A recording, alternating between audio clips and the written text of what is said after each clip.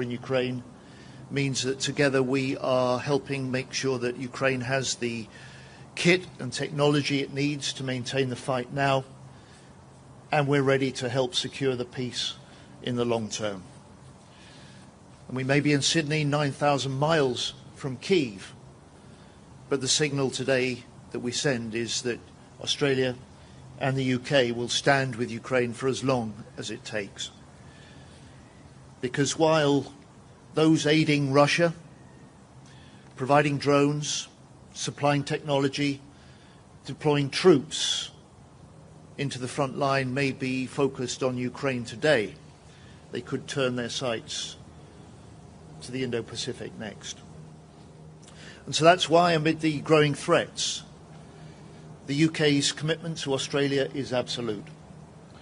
From our carrier strike group, alongside in Darwin at the moment, to the 3,000 British troops that are part of the Australian-led Talisman Sabre exercise with 17 other nations, and to the decades-long commitment we've made together as two nations with the US through the AUKUS partnership.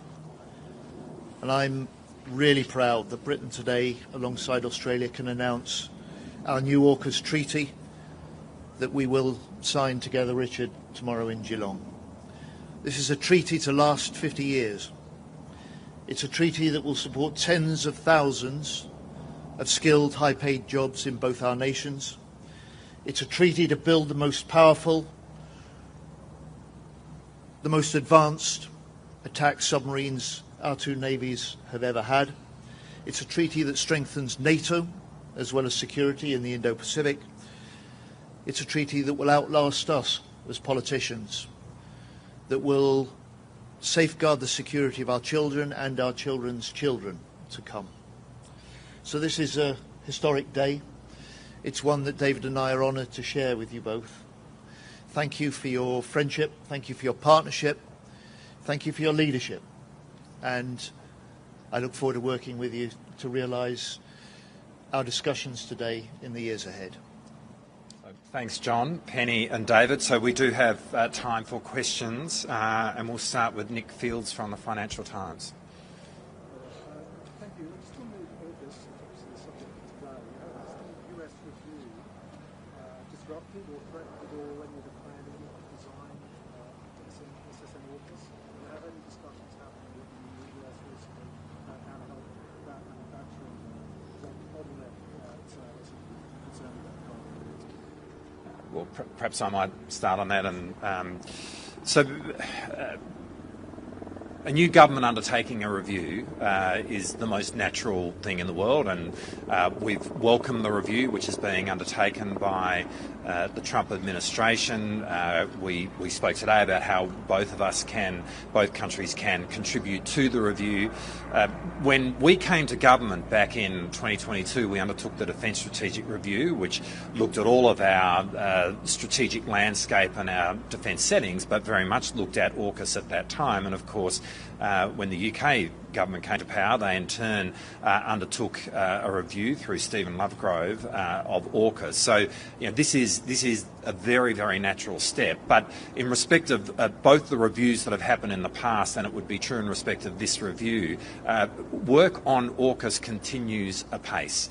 And so the answer to the question is we continue to work very closely together, but very closely with the United States in progressing the optimal pathway to Australia acquiring a nuclear-powered submarine capability, but to see the fruition of the AUKUS arrangement in all three countries. And in respect of the production and maintenance schedule in the United States, we continue Australia to make our financial contributions to that industrial base, and we've made two contributions, each of $500 million US this year, so a total of $1 billion US through the course of this year.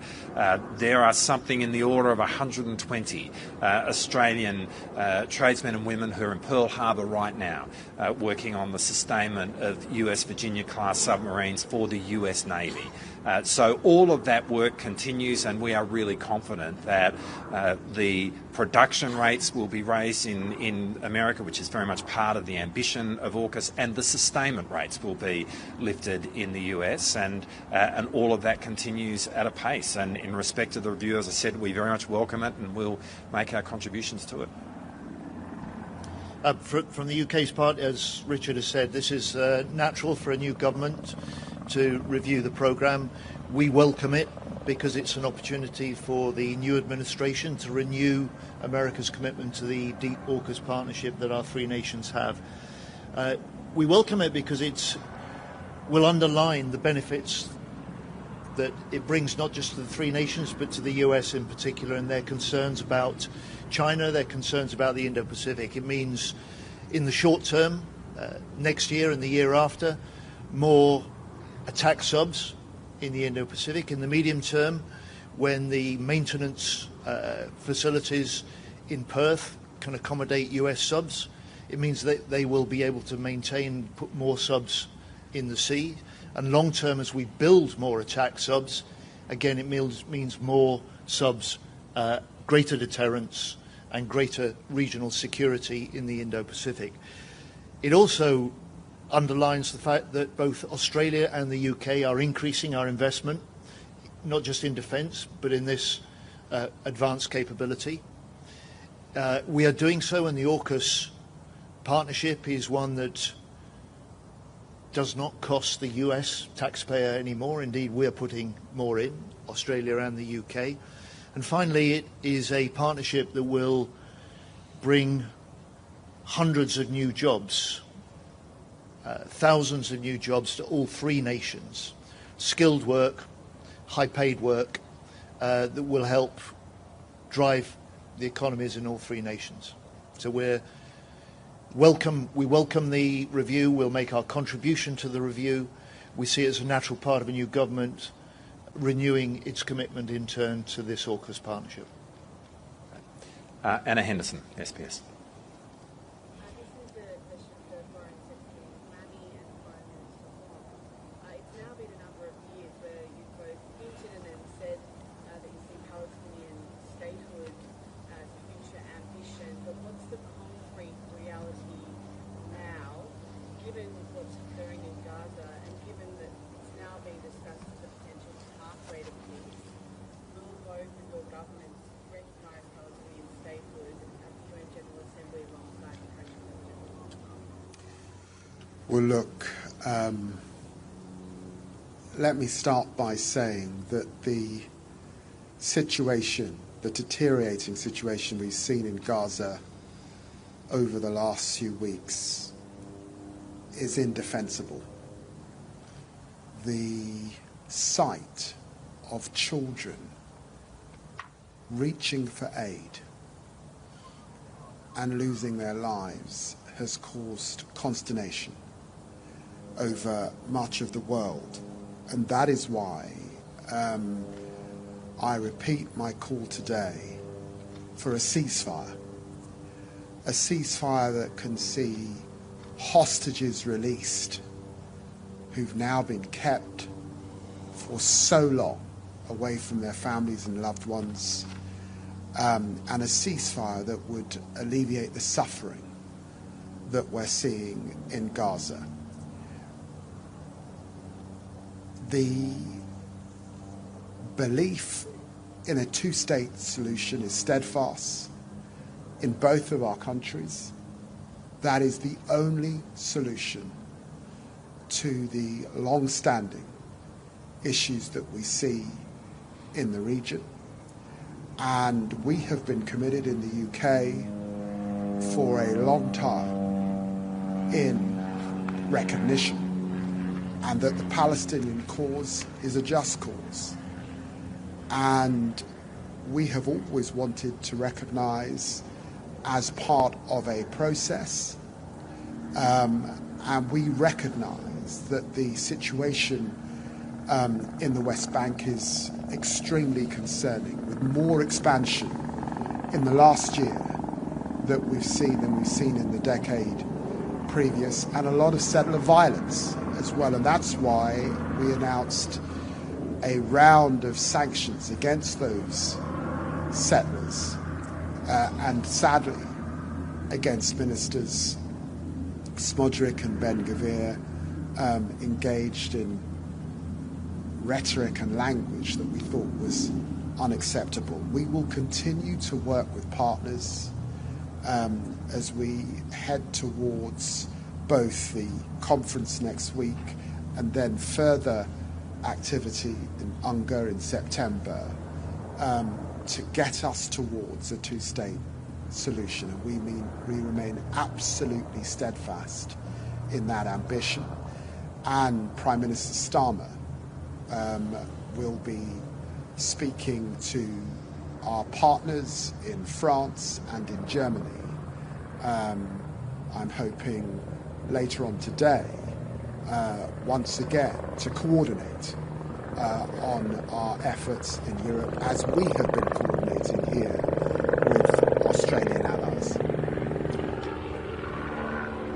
I think, as the Prime Minister said today in his statement, the situation in Gaza is beyond the world's worst fears.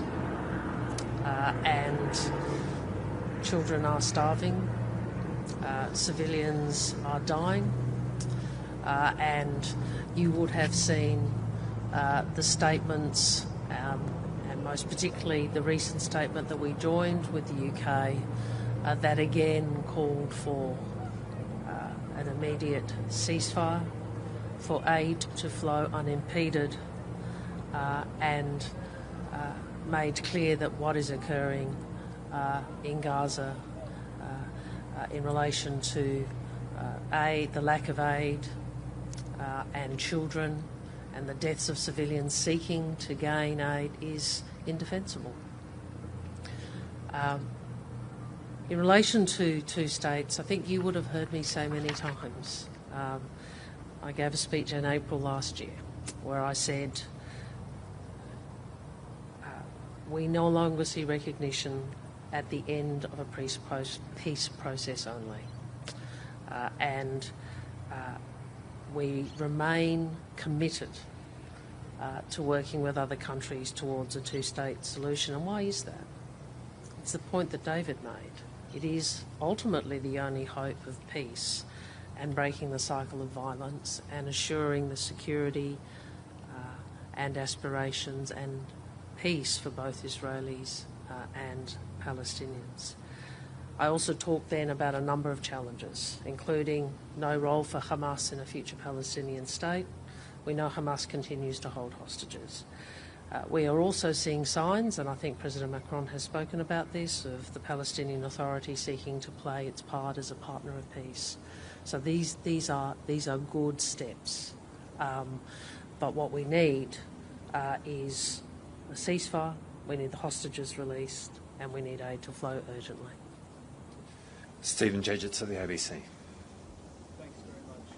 Secretary Healey, earlier this year, your department warned about serious potential shortcomings in the Rolls-Royce program that would produce nuclear core that will power both SSN AUKUS and also the Dreadnought-class submarine built down the track.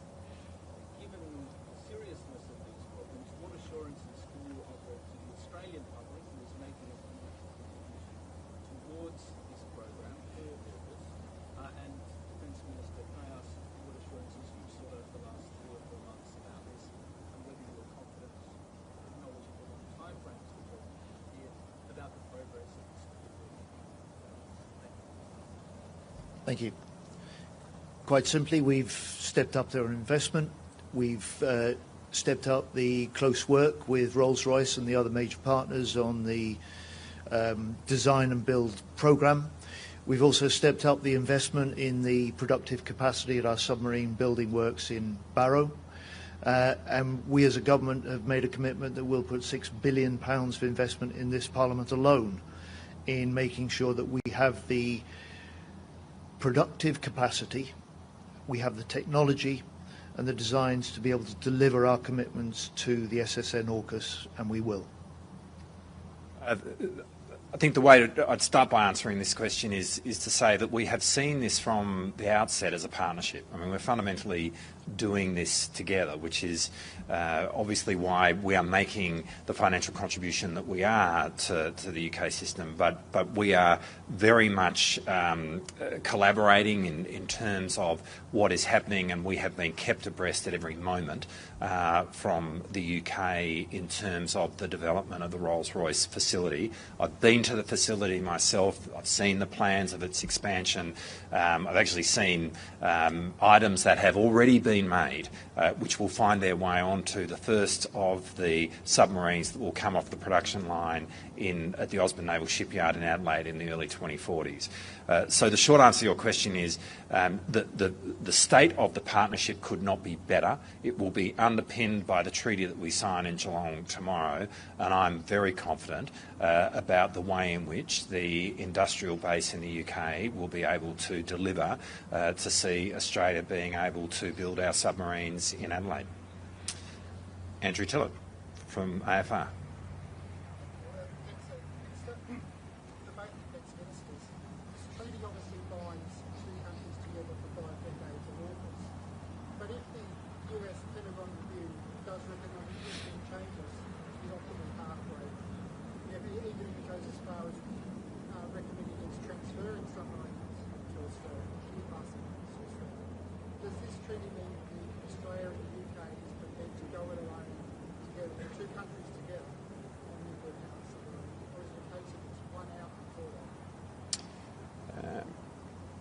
Look, I might start in answering that. There's obviously a lot of speculation in the question that you've just asked, Andrew. But the AUKUS optimal pathway that was agreed back in March of 2023 is underpinned by a treaty that all three of our countries signed in Washington, DC in August of last year. And we welcome the review which is being undertaken in the United States right now, but we're really confident about the progress of the AUKUS project and the progress in respect of all three countries. The treaty that we will be signing tomorrow is what, in a bilateral sense, underpins the trilateral treaty that we signed in August of last year. But as others have said, as John very eloquently said earlier, what this does is underpin 50 years of cooperation between our two countries in what will be the biggest industrial endeavour that our nation has ever seen, and will give rise to the biggest leap in military capability that our nation has had since, frankly, the establishment of the Navy back in 1913. It is a profoundly important treaty that we will sign tomorrow. It forms part of a trilateral agreement that we have, and we are really confident about the progress of all three countries in bringing that to fruition. Yeah, look, it's a three-nation treaty. There are three-nation benefits in this. I outlined the benefits to the US earlier on. Both our nations, Australia and the UK, welcome the review because we see this as a chance for a new administration to renew their commitment to AUKUS, and that's what we expect. And any sort of hypotheticals that you suggest simply aren't part of the picture. Bernard Lagan, I hope I'm saying that right, of The Times.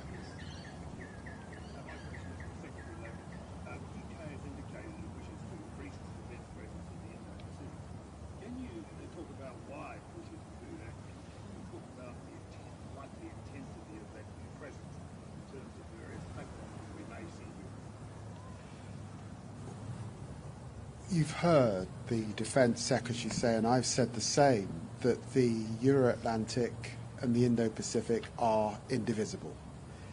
It's why I was just a couple of weeks ago with my colleague Penny Wong at the ASEAN conference. It's why we've got a commitment to CPTPP, and it's why the Carrier Strike Group are passing through the region at this time. It wouldn't be appropriate for me to comment on operations, but we do see concerning activity in the South China Sea. We believe in the rules-based order. We believe in the laws and rules of the sea. And for that reason, and because we also see partnerships, for example, the partnership between the DPRK and Russia in Ukraine, that remind us of the indivisibility of these two arenas. That's why I'm here with the Defence Sec. That's why we'll be back. And I might say that when this government came to power first, I think I was the first visitor to this part of the world. So for all of those reasons, we remain engaged, we remain vigilant, and pretty focused.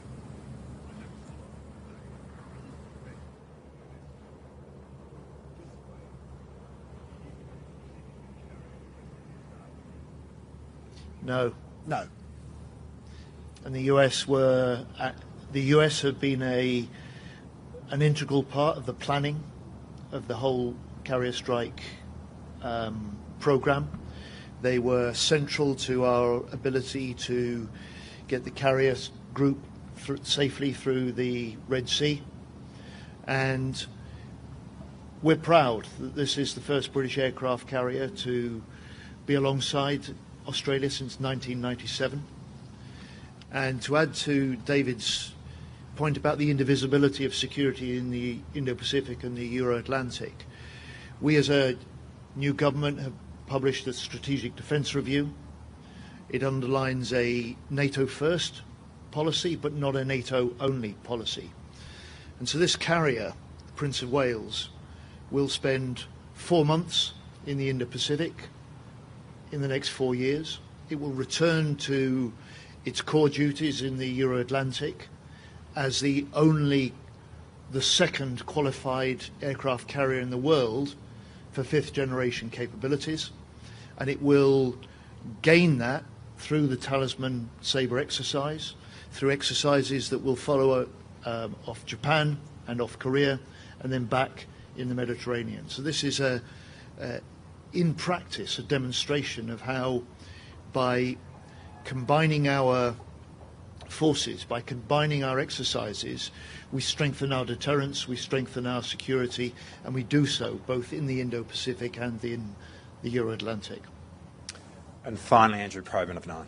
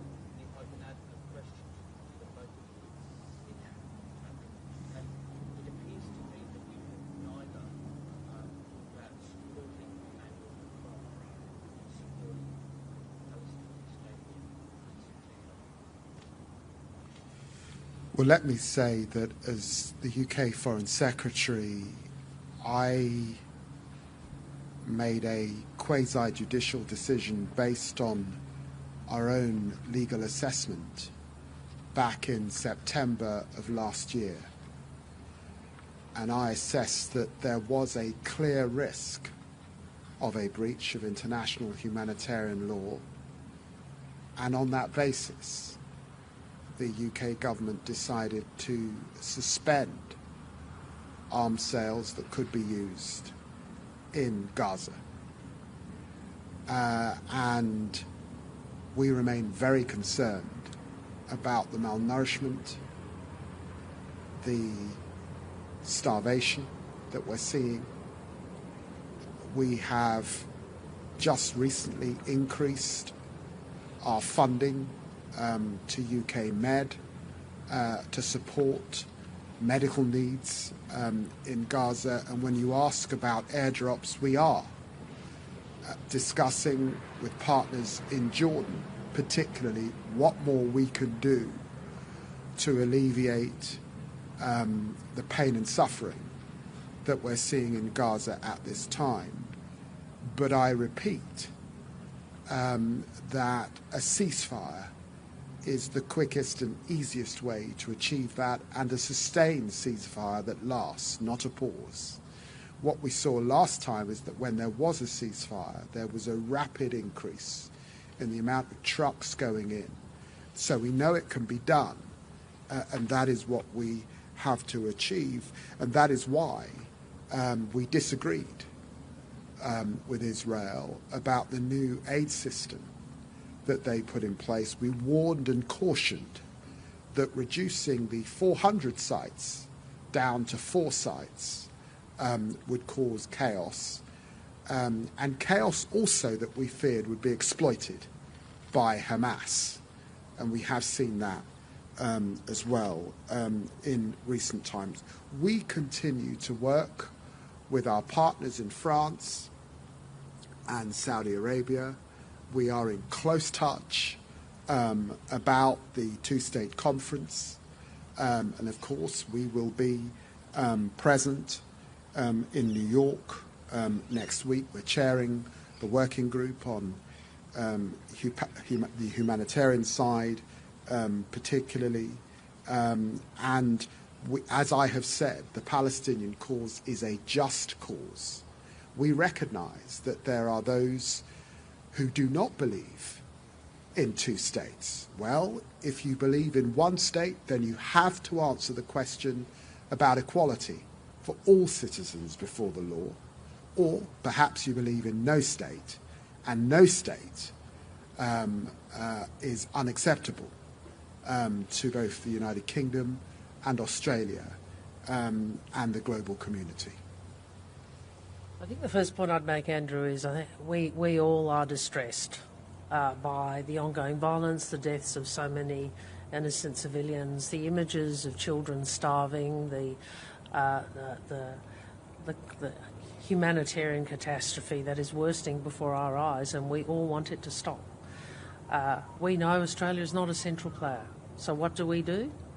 We combine with others such as the UK in our calls and our statements. We provide humanitarian aid, about 110 million to date to the region. We work with Jordan and others to deliver the aid that we are able to. So we do all of those things, recognising that ultimately what is required is an immediate ceasefire, release of hostages, and aid to flow unimpeded. In relation to 2 states, I responded to your colleague previously. We are committed to making a 2-state solution a reality, and committed to working with other countries to making that happen. I've outlined the challenges associated with that, but ultimately we end up where David has outlined. Where is the prospect of peace for both peoples, for Israelis and Palestinians, unless the international community and the parties can find a way to 2 states? Well, as always, thank you, Penny. And on behalf of Penny and I, thank you again, John and David, for today's AUKMIN. We are very much looking forward to sharing a meal tonight, and thank you all for being here today.